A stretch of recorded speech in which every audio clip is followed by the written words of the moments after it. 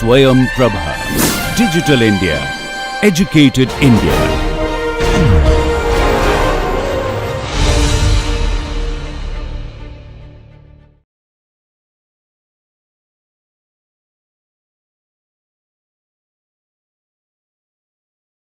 So in Consteel, if we want to define a structure, like in every other software, we need a system of reference lines, which is, in most of the softwares, usually that is the center of the gravity of the members. Now in Consteel, there is a bigger flexibility. We can, especially for the web taper members, we can also say that this reference line should be a line parallel to one of the flange, the top or the bottom flange, or stay in the middle of the cross-section. And now, in order to make this frame, the first step is that we create the lines, which then will be used as the reference for the frame. There is a very important difference compared to every other software. I think every software I know are using, first of all, nodes. There are usually tables with XYZ coordinates of the nodes. So people are filling the nodes and then are defining members between the already defined nodes. Now, this is completely different in Consteel, because Consteel was developed somehow keeping in mind a sort of CAD functionality, like in AutoCAD, that we just draw lines. We are not making finite calculation, we are just drawing lines. We are drawing columns, beams, and everything. We are putting supports them. We are doing everything. And then finally, we hope that the computer is smart enough to create from this mess a calculation model.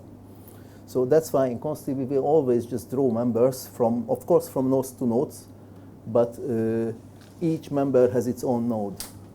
So it's not that we need to fill first a table with the nodes and then make sure that we connect the members into those nodes. We just simply draw the members from somewhere to somewhere, and the nodes are always created, hidden automatically without even seeing them. This is good and also bad at the same time. If you want to make sure that something is really precisely done, sometimes it's a bit difficult to find out those small millimeters if they are really there or not, and if something is not meshing or not in the same plane, then there might be some issues. It's extremely difficult to do things in 3D, actually. That's probably you know if you tried already. But now we will stay in 2D, so at least now, and that's why this will be much, much easier. So when we start Consteel, then we need to set the design standard. As I said, this will be the AIS360, and then I click on Create. And for the very beginning, I need to cheat also, because to make this starting frame, actually, we made already a sort of back calculation of some of the parameters. So normally, I could also, okay, I will draw the first everything now. So what we see here, and again, it's very typically with these metal buildings, then when speak about span and height, then usually that's not that span and not that height, what engineers think about. In case of normal structures, traditional structures with uniform sections, the span, at least the structural engineer believes that this is the distance between the center line of columns. Now, of course, this is not very funny. When we start to make the columns bigger, then half of the size will go to the outside of the building. And if we purchase a certain area, terrain, or there is a road to close or something, then it's not so nice that we make the building a bit bigger if we want. Plus, you need more wall and roof sheeting on it. You need to heat more inside. So it's not just that we freely do. So for a structural engineer, he believes that the span remains the same, although he's changing the column. For a more non-structural engineering point of view approach, that's not the span. The span is basically, now it depends on which company or which system you're using, but basically that's the external size of the building. Now, whether this is really measured at the external surface of the cladding, or it is measured at the surface of the interference of the boundary of secondary structure or sheeting, or the boundary of secondary structure or primary structure, it depends on people, but finally, it's never the center of gravity. Especially the center of gravity of a column which is tapered, then the center of gravity is not even a straight line. Plus, if you speak about monosymmetric sections, then it's not even a line. So it's a strange curve. So really, to measure the distance between them, you could ask the question at which height. And of course, that's not the way we do. And also this building is defined this way, so when it is said that it's 2 times 12, so 24 meter wide, then visibly that does not refer to the center of gravity of the column, but to this external line. So what I will do now is that let's first of all start to draw lines in Consteel to make this boundary. So to start with, that's the coordinate system. What you see, this is just a default grid, which is always given on the screen. It's probably quite a bad size because it's too small for a real building, and therefore we can adjust it immediately to be bigger. Now what you can see that the size, so in X, Y, and Z, we can specify the zero, the coordinate system, which is at 0. We can define the grid, which is typically 1 meter, even if we use, okay, now we are a metric country, so it's not a problem. So this is the distance between the major grids. As I said, there is also an invisible subgrid. This is defined by this other number. So at each 250 meter, the point will stop. So you see that everywhere along the grid, the green dot is jumping. So the distance of this, or the step of these jumps, is defined here. So it's 250 millimeter. And then you can say what should be really the size of this whole system of grids, assuming that the coordinate system is the middle. It's 20,000 millimeters is the size, so that means 10 meters to the left, another 10 meters to the right. Now, as we have a building which is bigger than 10 meters, we can also, no, that's not. So I will make the grid, let's say, to be 40 meters wide. Now it's nice big. Okay, I kept the system of coordinate in the middle. And now I change it to 40,000. That means that 20 meters, no, it's even not big enough because our building is 24 meters, so let's make 48,000, okay? So now it's 48,000, that means that the building is 20,000 millimeter wide. So this will fit on the screen, okay? So this was the grid here, the first icon, set grid and coordinate, and the only thing I made is that to change this originally 10,000 to 48,000. Okay, and now it's really the geometry menu here, right? Doesn't matter where that is accessible from every top page. This is on this vertical. On the vertical, we see those functions which are normally accessible from anywhere. So these are the main editing functionalities, not related to loads or to members or results or such things. So these are independently needed for everything, okay? And then I close it. Every window can be closed. If you don't find a close or apply button, then you will certainly find an X on the top, and then you can just close it. Okay, now we start to draw a line. The lines are found in the geometry tab page, and here there is a line, a rectangle, a curve, a circle, a curve, and then some sort of other stuff, including also dimensional line. So now let's start a line first of all. Let's draw first a 24,000 millimeter long line just to practice. There are two ways to start to draw a member, a line, and everything. We need to specify for the start and end point. One option is the easiest. If we are able to find a point on the grid, then click on the grid. So Consteel always helps to show the points. If if it's too close, then you can with the zoom, you can zoom in, and then it becomes more obvious where it is really at the moment. You can always see at the meantime here at the bottom what is the actual coordinate of the point what we found. Okay, so now if we want to start a line which starts from the 0, the simplest is to just click on the start point, and then Consteel says that set the next point. Now, in order to set the next point, first of all, we want to write a 24,000 millimeter long line. I can also find the 24,000 simply as the extreme of my grid, because I made the grid to be 48,000 millimeter big. So, of course, half of it is the 24,000. So I can do this, but what I can also do is that I define the length as a sort of relative with coordinates relative to the already selected point. This measuring system here below has two ways of operation. You see this delta. The delta can be on or off. When it is off, then it is gray. when it is on, then it has a orange background. When it is on, then it means that we are in the delta, in the relative coordinate system mode. Consteel very often automatically moves into this delta mode when I select a point, and typically it expects that I want to give the other point in function of the first point, so as a length.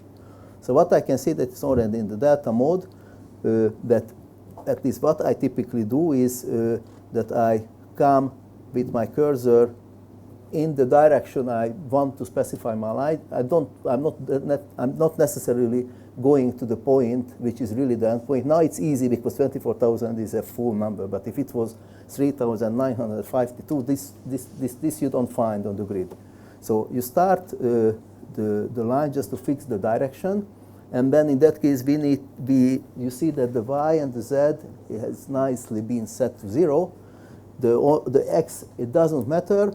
I press the X button on the keyboard, and then that field becomes automatically editable, and I enter here 24,000, and I push enter. And then a line which is 24,000 millimeter long has been drawn, okay? So this is the horizontal base of the structure. So now if you go back to this, then we can see that there should be a vertical line. Be careful, if you look to the PDF, this very first thing I wrote nothing about, okay? I started already with the reference line, what we need. So now let's draw a vertical line which starts from the same point here from this corner, but it has a height of 4,600, okay? So again, line, and again, we can easily click the starting point. Now I cannot go up, because if you start, you believe that now you go up, but what you will see is that there are always some green dots here. At the ground, it means that Consteel tries to project this position into the active plane, and actually it's difficult to work in 3D. The screen is 2D, so actually we are not somewhere in the 3D. That point is in 2D. So for example, if you feel that now this is vertical, but just by visualization, you click on it, and then you see what happened, and actually we see that it's certainly not a vertical line. This was a horizontal line somewhere, which from that view, what you look to, seemed to be a vertical one. So that's not a good strategy. So I delete this. Deletion goes, as I said already yesterday, there are 3 ways to delete things. No, there are more, but 3 are obvious. Either if you are able to click on it, then you can click on it. That's probably the easiest. If you just want to select one element and you can click on it, then click on it. If you cannot click on it because it's so small, or maybe you will select something else, then you can use also the boxes. You can draw a box. You keep pressing the left mouse button, and you draw a box like in AutoCAD. And there are two possibilities, again, like in AutoCAD. Either you can draw the box from left to right. If you draw a box from left to right, then this function will select all those elements which are fully inside the box, okay? Now, as you see, the line hasn't been selected because the line is longer, starts from before the box, so therefore the box I am drawing doesn't encompass fully the line. But if I do the box from the opposite direction, then even if I just touch it, it will be selected. And now I push the delete, and it will be deleted. Rotation, it's described in the manual, but it's quite, every software works in a different way. This is very scary and it's crazy. There could be or should be maybe a standard for this, but I think there is nothing. In Consteel, we made the following. So if you don't have a mouse with an internal roller wheel, then I don't know. But so buy a mouse which is like that, first of all. Now, so if we assume that you already have such a mouse, now if you just play with this roller, then obviously the zoom in, zoom out. If you keep it pressed and you move the mouse left and right, then it will move the structure or the model left and right. If you keep the Alt button and you press the left mouse button and you move it on the table, then it will rotate like crazy everywhere, okay? Now, if you feel that you are completely lost and you don't know if it's upwards or such, then you can always come back to the original coordinate system. You click on this perspective view, and it will everything change back in a normal way, that the coordinate system on the screen will agree with the global coordinate system. Global coordinate system is drawn here at the bottom. Okay, so when you push this button, everything will be always rotated back to the original situation. And plus there is another important button here at the very bottom that means fit to the view.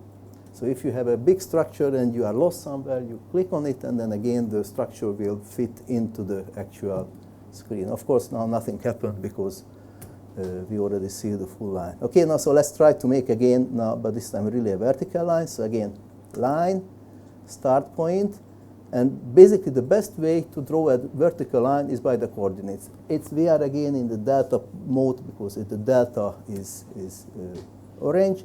So we press the Z button and we say 4,600. I think it was 4,600. Maybe not, I don't know. Yeah. Now, this is something important what you need to take care about. Depending on which keyboard your computer is set on, typically the Z and the Y are beautifully mixed in different languages. So for example, also in Hungarian and in German, the Z and Y are just swapped. Very beautiful idea.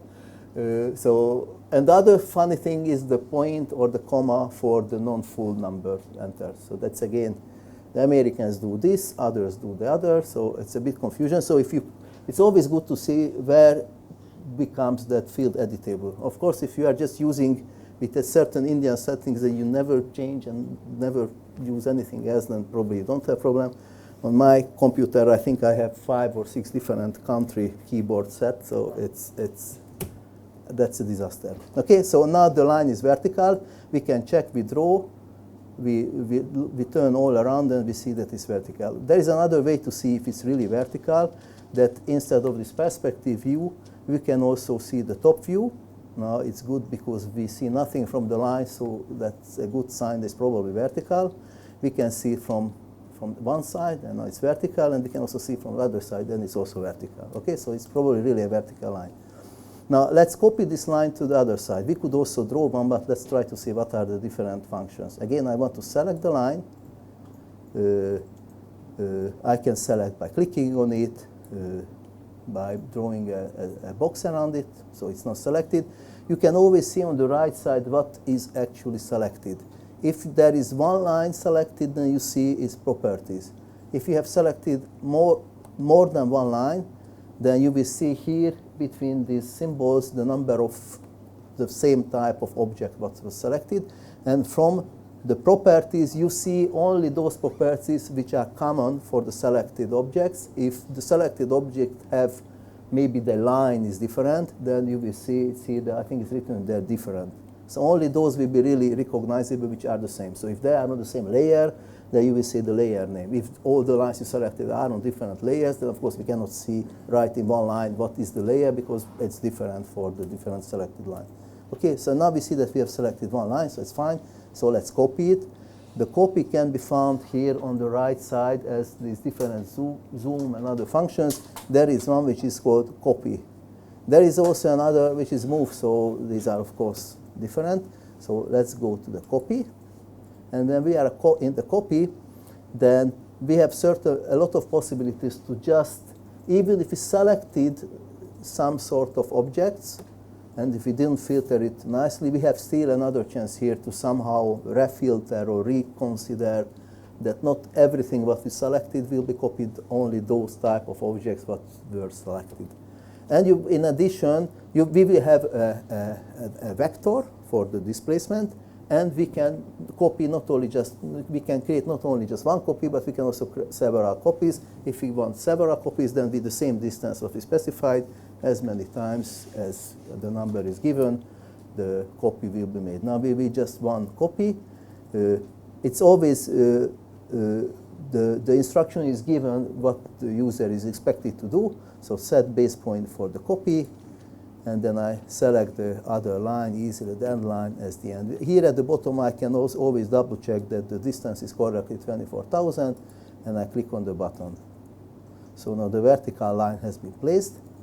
Now let's draw now a horizontal line between the two. That's easy. Again, we can check if it's really still in a plane, so it's fine. And now what we want to do is that let's make now here and the middle an 8.6 meter high line, because that's what we see, that's the ridge position. So if you are anywhere on the lines, then yesterday I already told that you will always see by default the 3 intermediate dots appear. That means that these are indicating the quarters of the lines. Now, you can change this if you want. You can change this number into 2, for example, and then always just the middle line will be shown. You can change this to 50 if you want, and then you will have a huge amount of dots, okay? We will see later that this can be also changed, but just for those, if you make a mistake, if you click on the N, you can see that it has different functionalities. So if you by mistake click on the N and you don't see an N but something else, then of course it will not work the same way. Then click as many times as it comes back to the N. And then we are back again in this N mode. Now we will do it to 2 because we are interested only in the middle line of the bottom line. And now I will write a line from here by pressing the Z, which is 8,600 millimeter high. Okay, and now we are here. And now I can just simply draw a line from here to there, and a line from here to there. Okay? Now I don't need these other lines which were just used to come to here, so I select them and I delete them. So now I have this external box. We can check if it has really the size we want. We can put dimension lines on them. So here on the top, there is a function, the geometry tab page. This letter A, I don't know why is it A, but that's for A. That's for dimensions. There are several ways to create dimensions. You can put a dimension on a line. So if you just select a line, then automatically the start and end point of the line will be selected, and that will be dimension. So this works quite well for now for us because we have the line and we dimension. We select the line and we dimension. As I said, you can always create the dimension anywhere you want, so it works exactly the same way. If you want the dimension to be in the same plane as the frame, then select any of the points along the plane of the frame, and then the dimension will be put there. We can also put a dimension, if we want, we can also put a dimension for the slope line, which in most of the case will be automatically a projection type of thing by default. If you want to place the dimension along the length, then you need to select the second option, and then the dimension will be placed along. But the first one, as it also shown a horizontal symbol, so by default that assumes that the engineers will always like the projected length. Okay, now we are here, and then what we need to do now is that actually the line what we are interested to is not this one. Okay, so we need to come somewhat lower. First of all, we can go to the inside by 200 millimeters because that's the depth of the wall and the roof girts.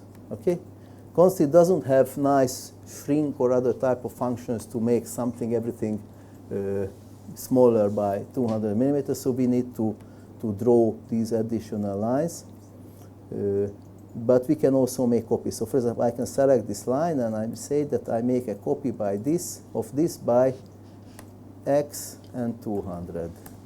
Okay, I can also say that I select this and I go copy and X, and now it's funny, I can say minus 200. But instead of that, I could also use the L, which is the actual length. That's the physical coordinate, X on the second, Y on the second, Z on the second, under the square root. So that's really the length of the line. Doesn't matter in which direction in the space it stands. Okay, now this is the vertical line, and what we know by default is that we are already getting closer to the structure. Now this is already basically up to the engineer how he wants to define a structure, because we will have a taper member. A taper member, obviously, each of its cross-section has the center of gravity at the different locations. So here we need to make a decision on where we want to model the structural thing. So this is not already anymore this sort of where is the cladding, where is the I don't know what. This is already structural engineering, where how we want to, which one line we want to use as reference for the for the column. As I said, for a taper member, this reference line can be parallel to one of the flange or to the other flange, or can be in the middle. Now, in case of such a column, it's quite logical that our reference line could be parallel to the external flange, which is vertical. And basically, it can be any section inside of the body of the taper member. What we typically recommend is to select the narrowest section, center of gravity of the narrowest section, and use that as a reference line for the whole column. So the column will grow relative to this line, to both of the sides or just to one side. Okay? So now, as this column here had a height of 300 millimeter, I don't know if it was the full section. Full section. Full section. So that means 300 millimeter. So half of it is 150. That means that we need to go another 150 millimeter more to the inside. So let's say that I don't want this line anymore. No, we can keep this line because why not? And then we can make another copy of it. So select the line and start from the bottom. I go to the left, X, 150, enter. And now we have that line. And again, I can select the line on the other side. Again, copy, select the start point, X minus 150. Okay, so now we are almost here.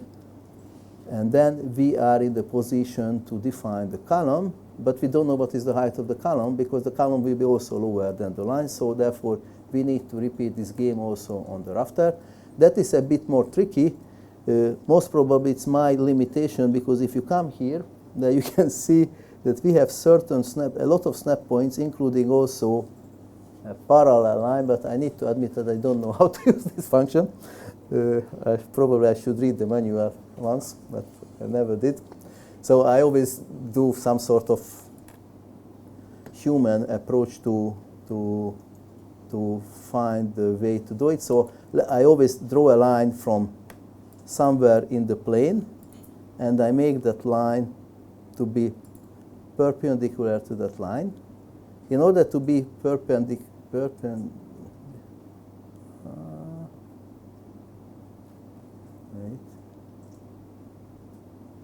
maybe I should set that. Now, first of all, so here if you come to this button here, then you can switch on a lot of snap points, like as again also in AutoCAD.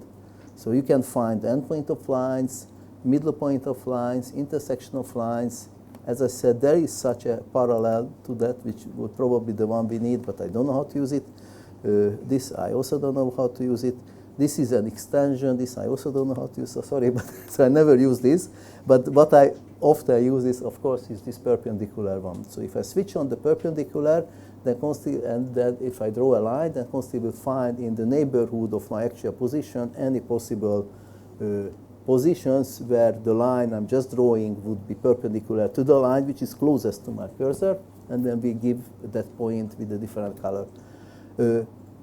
As it is always continuously looking on the fly the possible perpendicularity of the given line to everything else in the structure, if you already have a huge structure, this starts to be a very heavy exercise, and it slows down really the calculation of the possible points. So that's why if you don't need it, then you can switch off this perpendicular finding function to avoid this slowing down. But now we want to do this perpendicular thing. So I want to draw a line anywhere in the plane, and then I want to make this to be perpendicular. You will find the position where it is perpendicular if you just play around the line, and suddenly you will see it with a different color, and you will also see the distance shown here. That's the real distance of the line. Now we don't need the distance because it was just a random line. The only thing I want to make a line perpendicular to the roof, because along this line I want to copy by 200 and 150 millimeter my top line. Okay.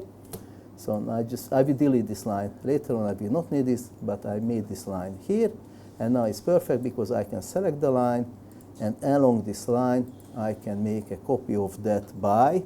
And now here comes the more interesting thing, that I press the L, and on the press L I enter 200. So along the line it would be difficult to calculate what is the X and Y and Z. The L is always the full length. Okay.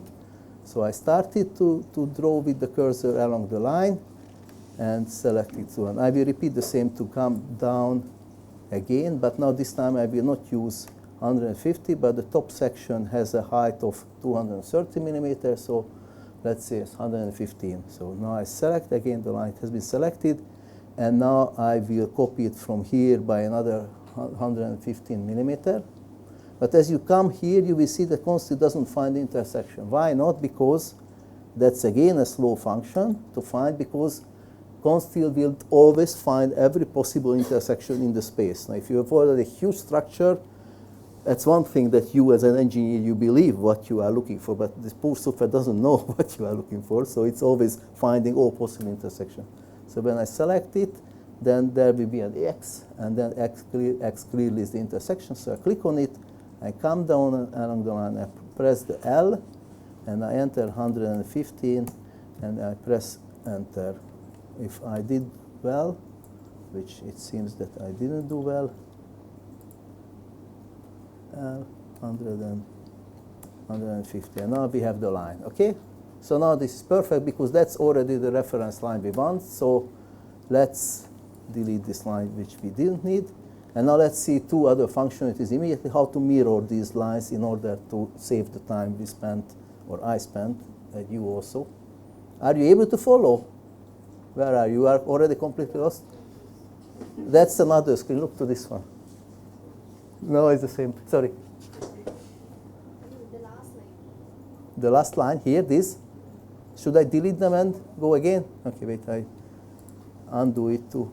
Yeah, so I delete both of them. So this was clear how I made this random perpendicular line. Even that was not clear. That was clear. Okay, good. Yeah, sorry again, I don't know what is this.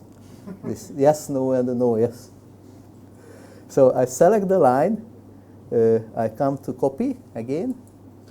I select the intersection of my random perpendicular line to my line. I click on it. I give the direction by moving on the line. You will always see that there is a red dot here. As long as I'm moving on the line, there is not red, black. Sorry, I shouldn't drive a car. So a black dot, and then that means that I. Sorry? That perpendicular line, how you made? Ah, okay. That was the tricky part. Okay, I delete that also. So again, start. So what is important that I need to draw a line which is in the plane of the frame, of course, and in order to find a line which is definitely on the plane, the best is to start the line from a line which is in the plane. We know that this horizontal line is definitely in the plane. So anywhere along the line, but I need to have it a black dot. If I see the black dot, that means that I'm on the line. So it doesn't matter where I am on the line. I click, and then I click another line after I switched on this perpendicularity function. I will need to go left and right along the line until I suddenly see this terrible purple color, which is, so the line I'm drawing, so the line is red, what I am, until I'm just running on the line, but suddenly on a very specific point, it will change its color and it will become pink. And in addition, there will be also here the actual distance shown. This very last. Like when you can go there with this one. If you, this means yes? Good. Okay, so now if you switch on this this option to find the perpendicular position, and then you go left and right on the line until you see it to turn pink, and you see the distance also appear. And then at that moment, you click with the left mouse button, and then you will have a line which is definitely perpendicular. We can also check if it's really perpendicular. We can put there a dimension line, come to place dimension, put here the angle between two lines, and then we can select this line and that line. And if we are lucky, then we see that it's really 90 degrees, okay? But this line we don't need. The only reason why we need the line is to be able to make the copy along this line. So I select the line, go to copy, select the intersection. This is not an intersection yet. This is the end point of this line. You see, that's the funny thing of Consteel. Normally, Consteel wouldn't find, if I switch off the intersection, then the intersection wouldn't be found. But Consteel doesn't find this point because this is an intersection. This is an end point of another line. This, at the moment, is not recognized as an intersection. If I want to have this recognized as an intersection, I need to switch on this intersection finding option. But at the moment, we don't need because it's perfectly easy to find it as an endpoint of a line. So I can place randomly anywhere, of course, the line if I want. If I go with my cursor along this help line, doesn't matter where I am, I always see a black point. If I get out of the line, the point will become blue, well, not blue, green.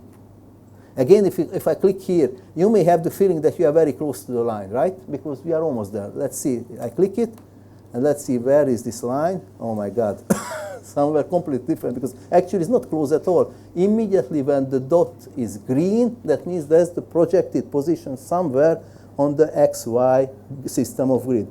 Depending on where I am, it seems that it's very close, but actually it's not there. It will be always projected to the plane. Okay, so it's important to see always the color of the dot. That gives a big importance. If the dot is black, that means that I'm running on the line where I am. Then it will always stick to that, and it will be really a space position. Once it is green, that means it's not there anymore. It just seems to be there, but it's not there. That's somewhere on the plane. Okay, so I select again the line, select the start point for the copy.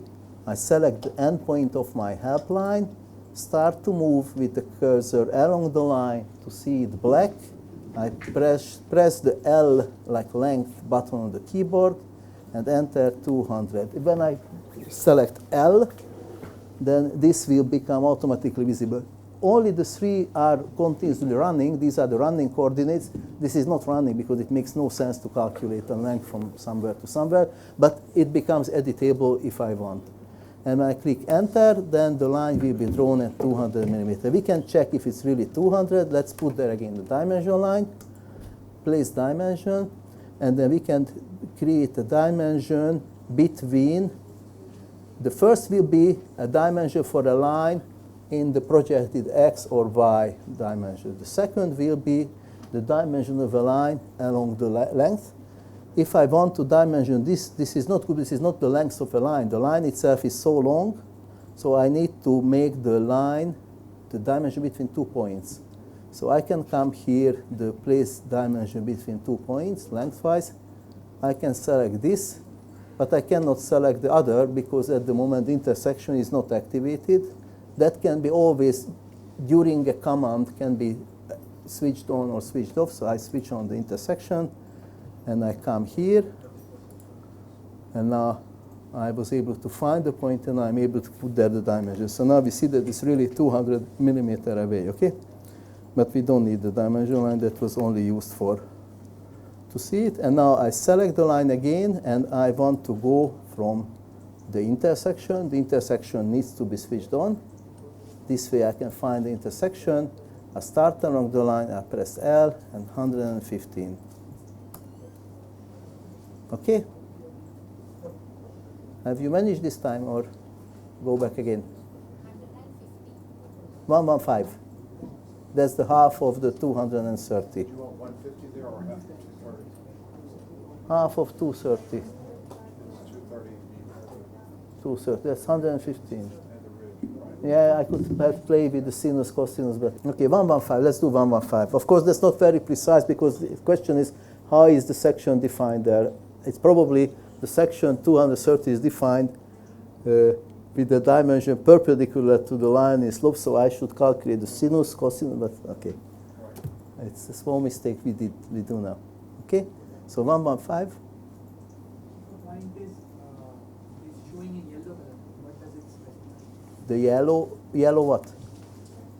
Yellow point, I think that's the actual position from where the coordinates are measured if we are in the delta mode. So that's usually the last point which was ever specified during drawing the structure. We are getting there. So that PDF started directly by defining the coordinates of this reference line.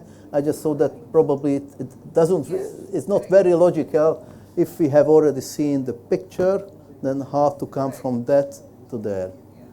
But it is just CAD functionalities. And of course, there are easier ways to do it. I'm just showing the most terrible and most complex ways. And then, but this is the most general way. Those terrible and complex ways. Now, that's why I said that Consteel basically is also a CAD software. So actually, you can use it as an AutoCAD. It's a very primitive AutoCAD, but you can use it. You know, if somebody is completely lost, then you can open that file, which was basically the starting file. That's this Consteel how-to reference lines. If you load that line, that model, then you will have the 4 lines which are already those lines which will be the reference lines of the columns and the beams. So you can load it, and it will have only these reference lines. Okay, so if you are completely lost, then you can open the file which has reference line in its name, and then you will be immediately here with those lines, but I'm still trying to work out since half an hour. So it's a big speed up possibility. So shall we continue? Please decide which way you want, but if you are lost, then I recommend to start from this, and then it's probably easier. Okay, but for those who will still ready to follow me, then we are almost there. So I want to mirror these. So select the 4 lines, click on the mirror, select the intersection of the rafters, and then I will need to place a second line. But before placing the second line, you can see again, if you are moving around the screen, the bottom dot will be always green. That means that it will stick to the XYZ plane, and then depending on where we are, you will see that the position of if I click the button, then the mirror will be fixed as this would be the mirroring plane, and we already see where will be copied the mirrored structure. Now, obviously, we would want this plane to be perpendicular to this line, so that means that we would need to select a line which is along this line, or I can also press X and enter 0. So if I press X and enter 0 and enter, then this will be a plane which is X millimeter away from my first point, anywhere outside. And then when I click enter, then I see that the lines are mirrored. So if I see the structure from the front, then I can see that the internal lines are there. Okay? Now basically we are at the same position as for those who have just loaded the model. They already have only 4 lines. These 4 lines are the internal 4 lines. The only exception is that now these lines are somewhat longer, but that doesn't matter, okay? Now if we are here, then starts the real work. So up to now this was just nothing to do with structural engineering. So in order to define a structure, to define members, we need a cross-section, and we will need the starting and the end point. So let's define cross-sections. Yesterday we already defined cross-sections for that single beam. We do exactly the same. So structural member, first icon, section administrator, now it's fully empty. And as we did yesterday, we will do the same. Go to macro section, click on macro section, click on welded from plates, and from the possible options, select the very first one, and click on next. If you click on next, then there will be the screen to appear. I don't remember what was the steel grade, this A529 grade, what, 3/4? Which one, 50 or 55? Do you remember? 50, okay. So from that combo box, select please this US ASTM A529/A529M. M is for metric, no? Yeah.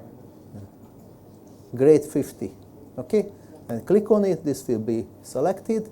And what we need for the cross section is that it's a double symmetric section, so the flanges are equal size. We change the 200 into 150. Thickness is 6 millimeter.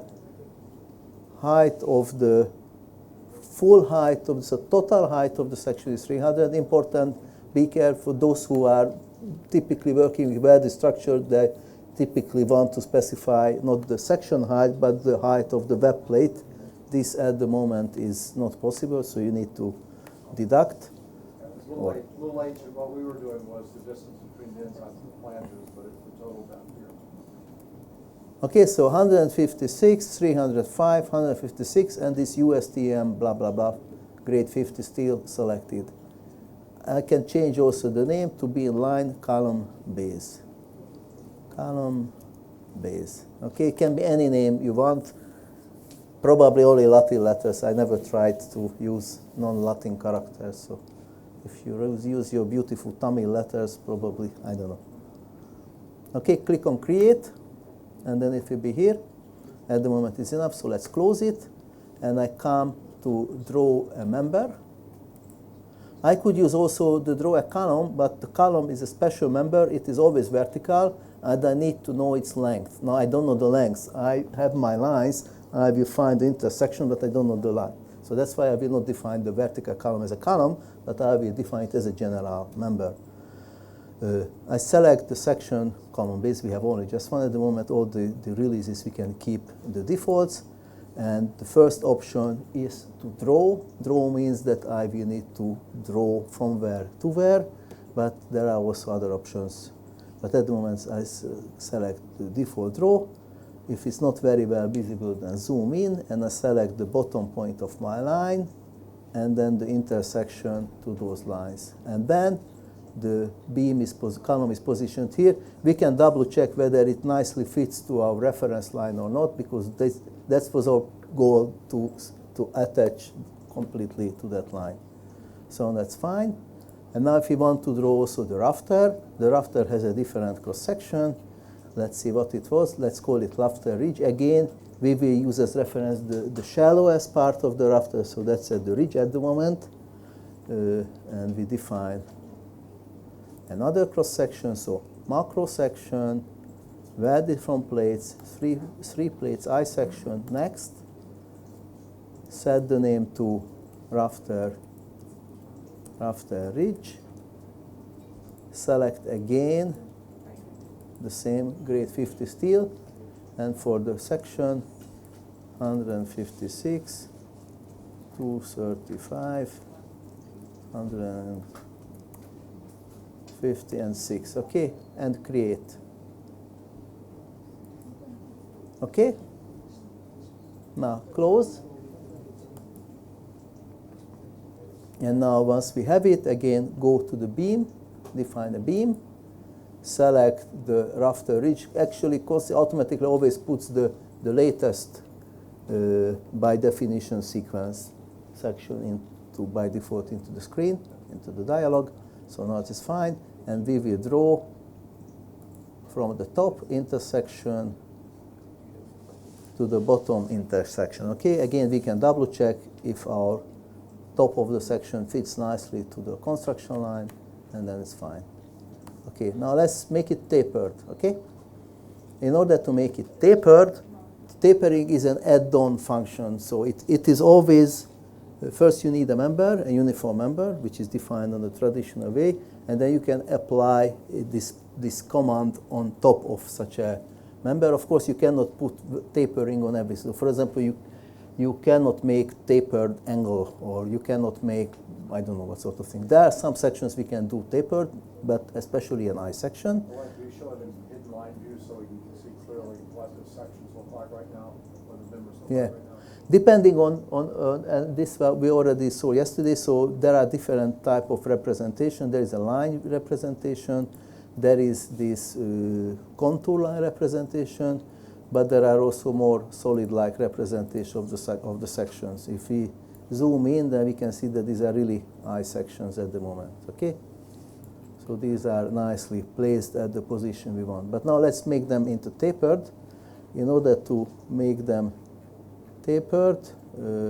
I don't know what were the sizes of the tapering. Yes, they are somewhere here. Yes, 300 to 1000 is the column. So let's select the tapering add-on function, and that has certain parameters to play with. There is a H1, that's the starting height. Again, this is not the web, but the total section, sorry. And the H2 is the other end, other size at the end. So if I change this to 300 and the other to 1000. And then there are several other possibilities to select from. First of all, the first is probably one of the most interesting.